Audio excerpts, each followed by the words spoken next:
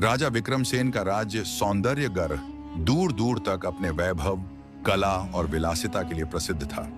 संगमरमर से तराशे गए महलों की दीवारों पर रत्न जड़े थे। हर गलियारे में इत्र की खुशबू तैरती थी और कनीजों के पायल की छनक जैसे पूरे राज्य की नब्ज बन चुकी थी। राजा विक्रमसेन सिर्फ तलवार से नहीं, अपनी आंखों से भी दिल जीत लेते थे। चौड़ा माथा, तीखी दृष्टि और रत्न झटित मुकुट उनके सिर पर ऐसे दमकता था जैसे स्वर्ग से उतरे किसी योद्धा का तेज हो। पर इस तेज के पीछे छुपी थी एक अधूरी तृष्णा, जिसे सत्ता, युद्ध या रानी भी पूरी नहीं कर सकी। वो तृष्णा अब धीरे धीरे जाग रही थी, पर किसके लिए ये खुद राजा भी नहीं जानते थे। महल की सेविकाएं दिन भर राजा की सेवा में लगी रहती, लेकिन उन सब में एक नई दासी आई थी, चंद्रिका। नाम की तरह ही उसका चेहरा भी चंद्र की तरह चमकता था और चाल में ऐसी लचक थी कि जैसे कोई बांसुरी की धुन शरीर में उतरती जा रही हो। उसका रंग गेहुआ नहीं बल्कि हल्का कांस्य था। उस पर पसीने की हल्की बूंदें और महल की रोशनी में उसका उभरता शरीर एक स्वप्न जैसा लगता था। वो पहली बार राजमहल की दक्षिणी छत पर फर्श धो रही थी। राजा अपने शयन कक्ष से बालकनी में आए और उनकी दृष्टि उस पर ठहर गई। राजा की आंखों ने जैसे एक गुप्त आग को महसूस किया।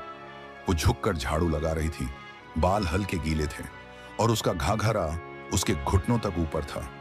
उसकी कमर कुछ ज्यादा ही नर्म थी और जैसे ही उसने एक बार बालों को कान के पीछे किया, राजा की धड़कनों ने एक अलग ताल पकड़ ली। राजा को पहली बार किसी दासी ने इतना विचलित किया था। ये कौन है? उन्होंने अपनी सखा सेनापति विभास से पूछा। महाराज, नई आई है, नाम है चंद्रिका। हाल ही में पश्चिमी गांव से लाई गई है। बड़ी मेहनती है मगर थोड़ी सी ढीठ भी। राजा मुस्कुराए। ढीठ और खूबसूरत? दिल और तेज धड़कने लगा। उस रात राजा अपने शयन कक्ष में अकेले थे, लेकिन मन उस छवि में खोया था। चंद्रिका की नम आंखें, उसके भीगे वस्त्र और उसकी झुकी कमर। पहली बार उन्हें लगा कि जो प्यास उन्होंने वर्षों से छुपा रखी थी वो किसी ने अनजाने ही जगा दी है। और इधर चंद्रिका भी अचंभित थी। उसे महसूस हुआ था कि कोई उसे देख रहा है। और जब उसने पलट कर देखा था, राजा की आंखों का वो तीव्र ज्वार जैसे उसके रोम रोम में उतर गया था। अगले दिन राजा ने एक आज्ञा दी, चंद्रिका को फूलों की व्यवस्था में लगाया जाए। यह काम महल के सबसे करीबी कक्षों में होता था, यानी राजा के बेहद पास। और वहीं से शुरू हुई वो गुप्त राह जहां सत्ता की सीढ़ियों के नीचे एक अदृश्य प्रेम कहानी करवट लेने लगी थी। जब चंद्रिका पहली बार राजा के सामने आई तो वो घबरा रही थी, लेकिन राजा की आंखों में कुछ ऐसा था जो डर से ज्यादा सम्मोहन भर रहा था। तुम्हारा नाम क्या है? राजा ने पूछा। चंद्रिका, उसने सिर झुकाते हुए कहा। चंद्रमा से ज्यादा उज्जवल तो नहीं, पर आकर्षक हो, राजा ने धीमे स्वर में कहा। चंद्रिका की सांसें अटक गईं। उसने राजा की आंखों में झांकने की हिम्मत की और वहां उसे आग मिली, ऐसी आग जिसमें कोई भी जल सकता था।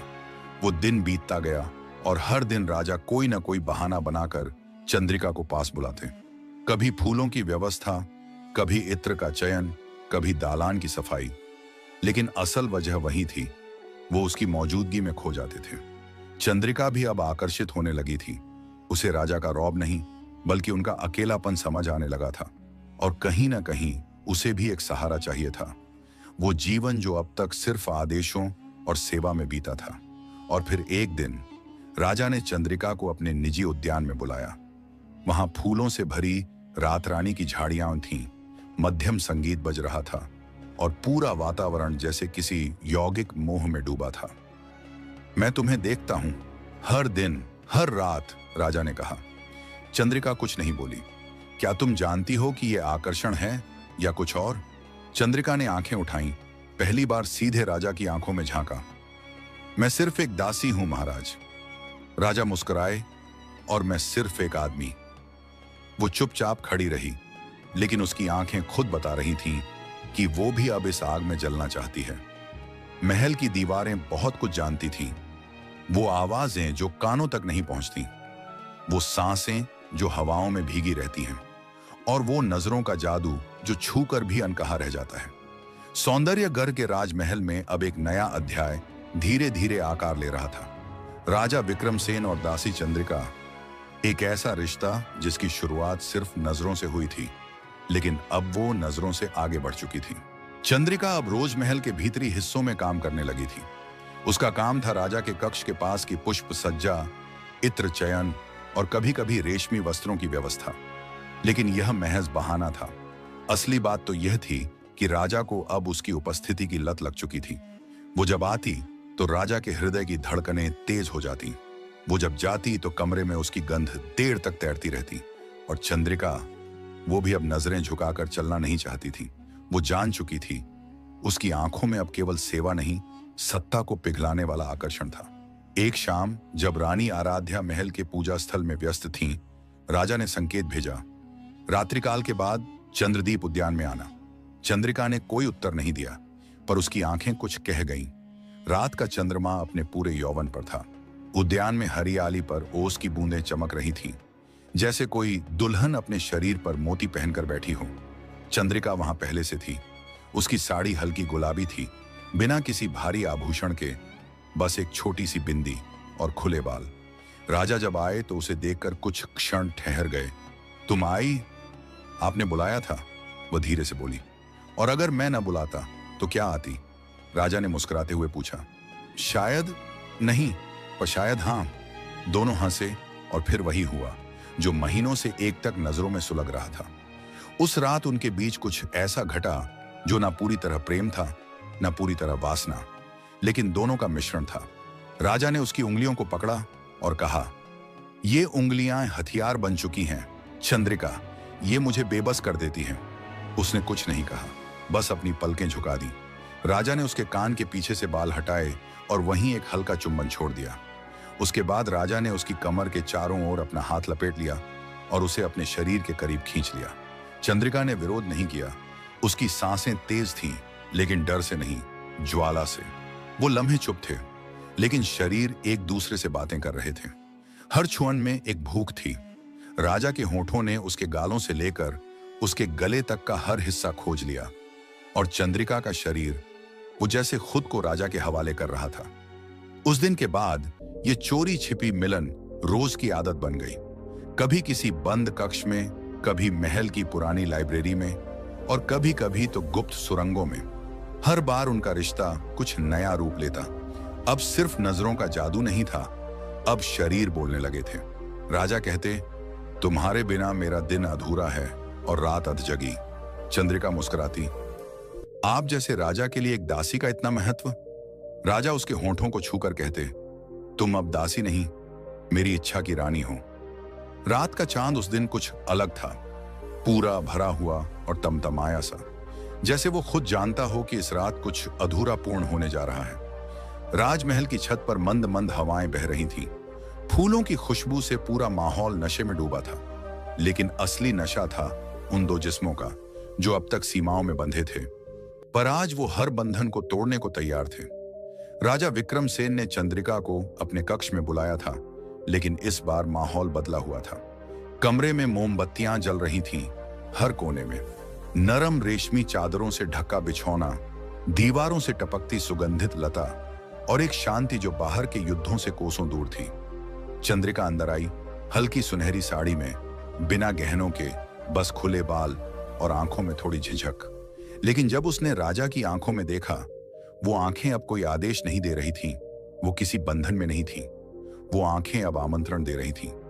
आज कुछ कहने की जरूरत नहीं, राजा ने कहा, बस महसूस करो। राजा ने उसका हाथ थामा, धीरे से, जैसे कोई मखमल को सहला रहा हो। फिर उस हाथ को होठों तक ले गए और एक लंबा चुंबन दिया। चंद्रिका की आंखें मुंद गईं। राजा ने उसके कंधों से साड़ी का पल्लू धीरे धीरे सरकाना शुरू किया। उसका रोम रोम जैसे जाग उठा था।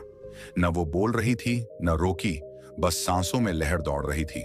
राजा ने उसके गालों से लेकर गर्दन तक होठों से रास्ता बनाया।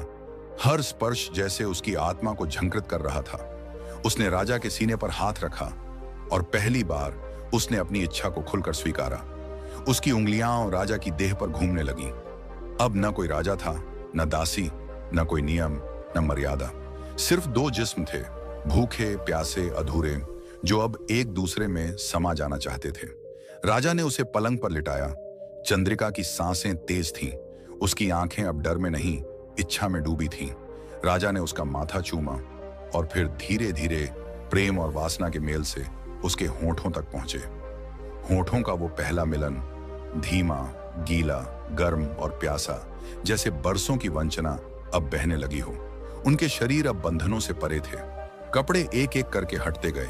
देह ने देह को पहचाना। हर उभार पर होंठों ने कहानी लिखी और हर स्पर्श पर सिसकियां फूट पड़ी। वो एकांत रात्रि अब केवल मौन नहीं थी, वो अब कराहों, जज्बातों और शरीर की संगीत से गूंज रही थी। जब राजा ने उसे पूरी तरह अपने आगोश में लिया तो चंद्रिका के होंठों से एक लंबी सांस निकली, जैसे उसके भीतर की कोई गिरफ्त छूट गई हो। और जब दोनों अपने चरम पर पहुंचे तो कमरा थर्रा उठा। उनका वो पहला मिलन एक युद्ध नहीं था, वो समर्पण था, वासना का, प्रेम का और आत्मा के उस कोने का जो शायद किसी और को कभी नहीं दिया गया था। उसी समय महल के एक कोने में एक जोड़ी आंखें जल रही थीं, रानी आराध्या। उसने एक सेविका से सुना था कि राजा अक्सर अकेले नहीं होते। अब वह जानने लगी थी, उसका संदेह सत्य बन चुका है। रानी आराध्या वर्षों से इस महल की रानी थी, सुंदर, विदुषी और राजनीतिज्ञ। उसने राजकाज के हर नियम को समझा था और पति की हर दृष्टि को पढ़ना सीखा था। पर हाल के दिनों में राजा विक्रमसेन बदल चुके थे। उनके चेहरे पर अजीब संतोष रहता था और आंखों में एक अलग सी चमक। रानी ने यह चमक पहले कभी नहीं देखी थी। वो चमक जो प्रेम की नहीं, वासना के तृप्ति की होती है। वो कौन है? ये सवाल आराध्या के मन में एक नाग की तरह फुफकारने लगा था। एक रात जब रानी अपने कक्ष में इत्र लगाने बैठी, तब एक पुरानी सेविका कमला धीरे से पास आई और बोली, महारानी, एक बात कहूं पर डरती हूं। डर मत। इस महल में जो भी सच्चाई छुपाई जाती है वो एक दिन आग बनकर सब जला देती है। कमला बोली, राजा इन दिनों दासी चंद्रिका को बहुत बुलाते हैं। वो देर रात तक उनके कक्ष में रहती है और कई बार राजा खुद उद्यान या सुरंगों में अकेले जाते हैं, पर असल में वो अकेले नहीं होते। आराध्या की सांसें थम गईं। चंद्रिका, ये नाम उसके मन में आग की तरह दौड़ गया। रानी ने अगली कुछ रातों तक अपने जासूस सेवकों को राजा की हर गतिविधि पर नजर रखने को कहा और तीसरे दिन ही सूचना आ गई, महारानी, बीती रात राजा और दासी चंद्रिका को पुराने पुस्तकालय में देखा गया। अकेले घंटे भर बाद बाहर निकले और राजा ने चंद्रिका की पीठ पर हाथ रखकर उसे महल के भीतरी हिस्से तक छोड़ा। रानी के सामने अब कोई भ्रम नहीं बचा था। यह अब महज शंका नहीं रही, धोखा था। आराध्या जानती थी, अगर वो सीधे जाकर राजा से सवाल करेगी तो शायद अपमानित ही होगी। राजा अब उसकी बातों में नहीं, चंद्रिका की सांसों में उलझा था। इसलिए उसने राजनीति का रास्ता चुना। दासी को गिराओ बिना हाथ उठाए। उसने सबसे पहले चंद्रिका को महल के सबसे निचले रसोई विभाग में भेज दिया, यह कहते हुए कि अब से उसकी ड्यूटी वहीं रहेगी। राजा तक ये बात न पहुंचे, इसके लिए खास तौर पर सभी सेविकाओं को डरा दिया गया। चंद्रिका को जब रसोई में भेजा गया तो पहले तो उसने विरोध नहीं किया, पर जैसे ही उसने खुद को मिर्च कुटाई, लकड़ी काटने और घड़ों में पानी भरते पाया, उसका आत्मसम्मान छटकने लगा। क्या ये मेरी सजा है? वो मन ही मन सोचती रही। कई दिन बीत गए, राजा से कोई संदेश नहीं आया, ना कोई बुलावा, ना कोई संकेत। चंद्रिका को लगा शायद रानी जीत गई, लेकिन एक दिन राजा ने महसूस किया, चंद्रिका अब महल में नहीं दिखती। वो कई जगह गया, उद्यान, पुस्तकालय, सुरंग, पर कहीं कोई नहीं। जब उसने सेवक से पूछा तो डरते हुए जवाब मिला, महाराज, रानी साहिबा ने उन्हें रसोई विभाग में भेज दिया है। राजा का चेहरा तमतमा उठा। बिना मुझसे पूछे? उस रात राजा ने रानी को बुलाया। राजा ने सीधे पूछा, तुमने चंद्रिका को रसोई में क्यों भेजा? रानी ने मुस्कुराते हुए कहा, एक दासी वहीं ठीक लगती है जहां उसकी औकात हो। राजा की आंखों में लपटें थीं। अगर तुम सोचती हो कि तुम्हारे आदेशों से मैं अपने निर्णय बदल दूंगा तो यह तुम्हारी सबसे बड़ी भूल है। रानी ने पहली बार शब्दों का शस्त्र फेंका। और अगर तुम सोचते हो कि एक वासनामयी दासी के लिए एक रानी को अपमानित करोगे तो यह तुम्हारा सबसे बड़ा पतन होगा। कमरे में सन्नाटा छा गया। अब पूरे महल में दो गुट बन चुके थे। एक तरफ थे वे जो रानी की सत्ता और अनुशासन के साथ थे, और दूसरी ओर वे जो राजा की इच्छाओं और चंद्रिका के सौंदर्य से मोहित थे। हर दासी, हर सेवक, हर मंत्री अब किसी एक पक्ष में बंटने लगा था। चंद्रिका को अब महल का हर कोना घूरता था और रानी वो रोज एक नई चाल बुनती जा रही थी। लेकिन चंद्रिका अब कुछ नहीं कह रही थी, न विरोध, न आंसू, न शिकायत। उसकी चुप्पी अब एक शक्ति बन चुकी थी और शायद इस चुप्पी के पीछे वो कुछ और सोच रही थी। राजा और रानी अब एक युद्ध भूमि में थे, जहां तलवारें नहीं, शब्द और चुप्पियां चलती थीं। राजा के मन में चंद्रिका थी, रानी के मन में बदला था, और चंद्रिका के मन में अब क्या था ये कोई नहीं जानता था। पर एक बात निश्चित थी, ये महल अब पहले जैसा नहीं रहने वाला था। रानी की चालों के बावजूद राजा विक्रमसेन का दिल चंद्रिका की यादों से कभी दूर नहीं हुआ। जिस दिन से रसोई की कालिख ने चंद्रिका के चेहरे को ढक दिया था, उसी दिन से राजा का चयन भी छिन गया था। राजा अब हर रोज किसी न किसी बहाने से चंद्रिका को देखने की कोशिश करता। कभी गलियारों से गुजरता, कभी जलकुंड के किनारे टहलता, तो कभी रसोई के पास रुककर संयोगवश नजर डाल देता। लेकिन अब ये संयोग नहीं रहे थे, ये एक जुनून था, एक दीवानगी, जो राजा को राजा नहीं, सिर्फ प्रेमी बना रही थी। चंद्रिका का शरीर अब भी थका हुआ था, पर उसकी आत्मा जिंदा थी। वो अब भी हर रात उस रात को याद करती जब उसने पहली बार प्रेम को छुआ था। पर अब वो प्रेम दर्द में बदल रहा था। उसकी देह पर अब रसोई के अंगारों के निशान थे और आत्मा पर राजनीति की लानत। लेकिन जब भी राजा उसे देखता, उसकी आंखों में वही वफा की लौ जल उठती।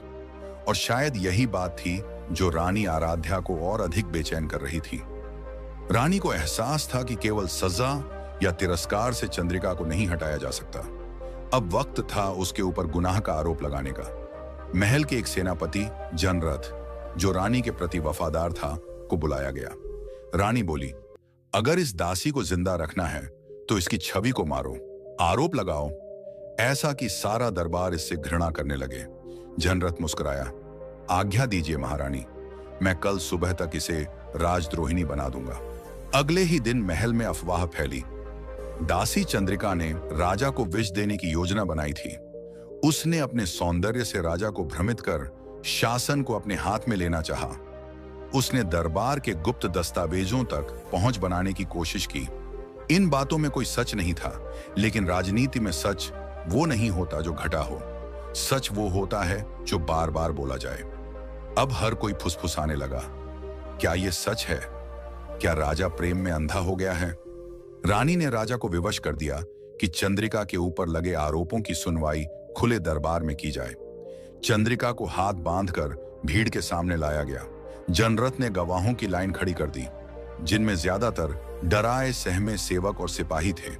राजा सिंहासन पर बैठा था, लेकिन उसकी आंखें बेचैन थीं।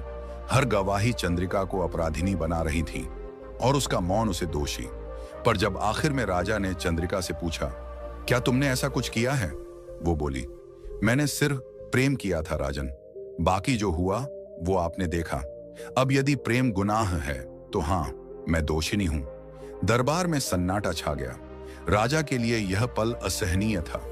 वो एक ओर रानी, दरबार, मर्यादा और दूसरी ओर चंद्रिका के प्रेम में बंधा था। वो न्याय और भावना के बीच फंस चुका था। उसने चंद्रिका को निर्दोष घोषित किया, लेकिन साथ ही ये भी कहा, जब तक आरोप पूरी तरह न मिटे, चंद्रिका को महल के बाहर एकांतवास में रखा जाए। ये न्याय था, पर अधूरा। लेकिन चंद्रिका को केवल महल से नहीं निकाला गया, उसके साथ निकली एक बेचैनी जो पूरे राज्य में फैलने लगी। दासियों, युवकों और आम जनता में यह चर्चा फैल गई, राजा का प्रेम गुनाह बन गया। क्या सच्चाई की कोई कीमत नहीं? कुछ वफादार सिपाही, कुछ विद्रोही सेवक और कुछ प्रजा के जागरूक युवक अब एकजुट होने लगे। उनका मानना था, अगर रानी सत्ता का दुरुपयोग कर सकती है तो राजा को भी अपना प्रेम बचाने का अधिकार है। महल से बाहर जंगल की एक कुटिया में जब चंद्रिका को रखा गया तो उसने फैसला किया, अब मैं लौटूंगी